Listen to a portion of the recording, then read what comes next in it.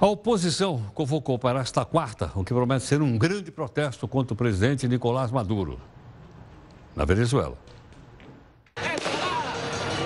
Os manifestantes exigem desta vez a realização de eleições gerais no país como única solução para a crise política e econômica.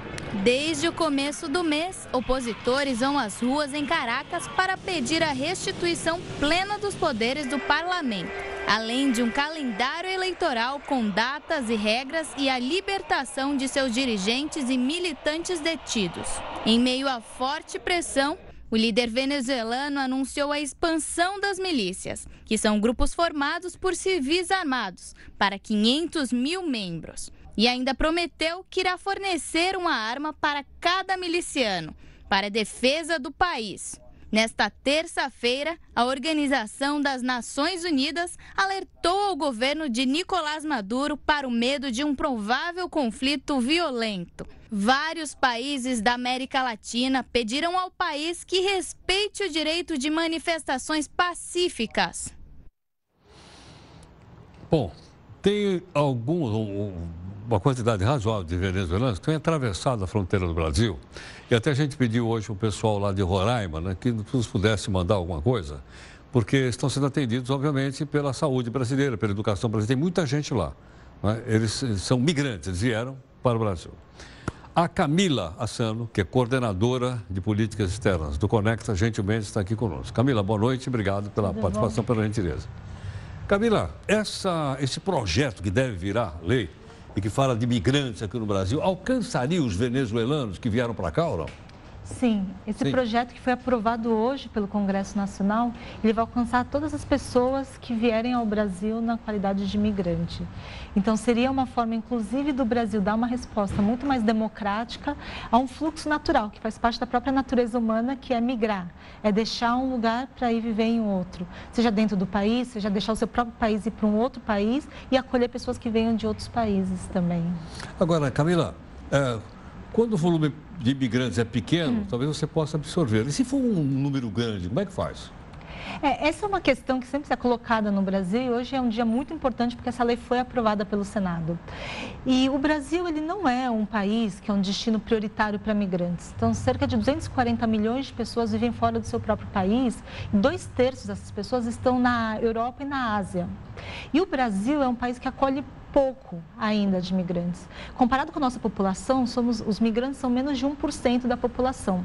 Então, se você comparar outros países, como os Estados Unidos, que é um país também marcado pela migração, como o Brasil também foi marcado pela migração na sua história toda, os Estados Unidos hoje têm cerca de 14% da sua população composta por migrantes.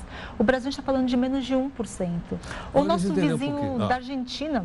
Desculpa te cortar, mas é só porque também, às vezes, comparar com os Estados Unidos, é um país desenvolvido, mas se formos olhar para o nosso vizinho da Argentina, são cerca de 4% da população que é de imigrante. Então, o Brasil, essa ideia de invasão é muita falta de informação mesmo de quem propaga esse tipo de visão. Sim. Agora, eu pergunto o seguinte, no passado, os orientais migraram para o Brasil, no comecinho ali do século XX, no navio chamado Kassato Maru, que trouxe os primeiros migrantes japoneses. Vieram para trabalhar nas lavouras de café no interior de São Paulo. Marília, Bassa, aquela região tinha muito oriental, depois para São Paulo. Mas era uma migração dirigida, organizada. É diferente de uma migração, vamos dizer, como esta da Venezuela, que as pessoas, para fugir de problemas, passam para outros países? A migração, ela existe por várias razões e é difícil. Tem pessoas que migram por razões de afeto, para estar com a pessoa amada. Tem pessoas que migram por razões econômicas. Migrar, como eu comentei, faz parte da natureza humana e por isso é um direito humano mesmo. Então, comparar as várias ondas de migração que o Brasil já teve, tanto de receber pessoas, mas de brasileiros também deixar o seu país, mostra o quanto isso faz parte da nossa própria liberdade como ser humano. E a migração, ela não deve ser entendida como algo que tem que ser ordenado e determinado pelos estados. Os estados sim têm um papel de garantir que essa migração ela aconteça de uma forma mais segura e que não seja prejudicado o direito das pessoas nesse processo todo. Então, tudo bem. Agora, você pode entender, o estado é que tem que receber as pessoas. Mas o estado é mantido pela população através dos seus impostos. Então, quem tem que manter é a população do país que recebe o migrante, ou não? O migrante, quando vem ao Brasil, por exemplo, ou qualquer outro país, ele paga impostos, diretamente ou indiretamente. Então, qualquer um, eu ou um migrante que tenha chegado ontem ao Brasil, ao ir num restaurante comprar uma latinha de refrigerante, vai estar pagando imposto, sem dúvida nenhuma. Então, essa ideia também de que os migrantes eles chegam ao nosso país para usufruir, ainda mais no momento de crise, de um recurso escasso, também é falacioso, porque essas pessoas, elas vêm, elas estão, sim, sendo contribuintes, tanto direta como indiretamente, e estão colaborando, inclusive, para manter os serviços públicos. Então, dizer que o migrante vai tirar o lugar de um brasileiro na fila do hospital sem estar contribuindo para esse serviço público, também é uma falta de informação e de olhar de uma forma muito mais sóbria para a questão. Então, é sim um papel da sociedade, vai acolher, mas as pessoas elas vêm para fazer parte da sociedade. Agora, é papel do Estado, do poder público, definir como essas pessoas vão poder se integrar na sociedade.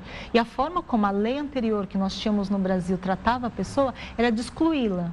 Era uma lei, o Estatuto do Estrangeiro da época da ditadura militar, que via o migrante ou o estrangeiro como um estranho, aquele que vem para ameaçar a segurança. Que fazia muito sentido na época em que nós estávamos na ditadura militar, onde as liberdades e o direito das pessoas eles estavam em segundo plano. Agora, numa democracia, essa lei, o Estatuto do Estrangeiro, ela é totalmente incompatível com a nossa Constituição Federal.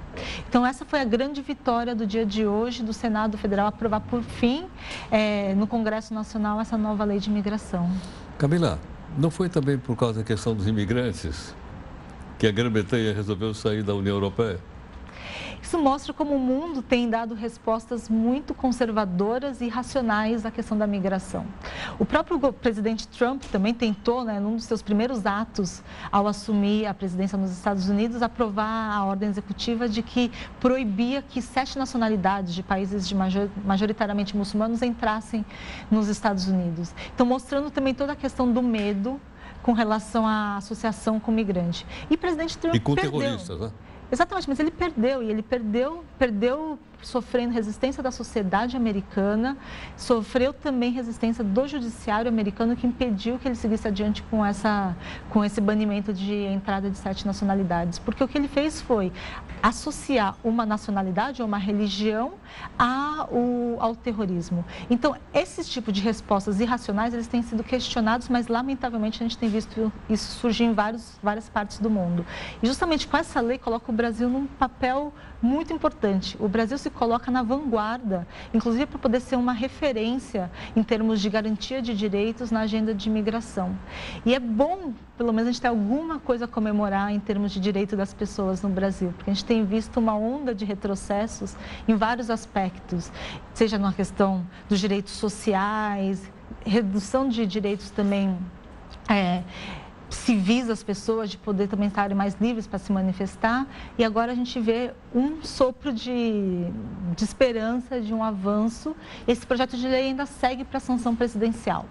O presidente pode sancioná-lo ou pode vetá-lo total ou parcialmente? Exatamente. E o que a sociedade civil, que trabalha pelos direitos dos migrantes há tantos anos, e as organizações de direitos humanos querem é que o presidente Temer não desconfigure e descaracterize esse projeto. Até mesmo porque ele vem também de uma família de imigrantes, e como quase todos os brasileiros... Ele é de origem libanesa, né? Exatamente. Bom, você eu também sou de origem estrangeira. Os avós vieram da Itália, da Europa. Uhum. Então, quer dizer, nós somos de fora. Aliás, os portugueses eram de fora também, eu estou enganado. Pois é, sim. É só os índios que estavam aqui, pô. Já pensou se os índios faziam... Não vai ter migrante coisa nenhuma, o Cabral ia ter que voltar para Portugal. Acho que é só passar e olhar um pouco para si, para a sua própria história, que de fato essa questão vai surgindo, né? Tá certo. Camila, muito obrigado pela sua gentileza, viu? Muito Obrigada pelo convite. Pela explicação. Muito obrigado.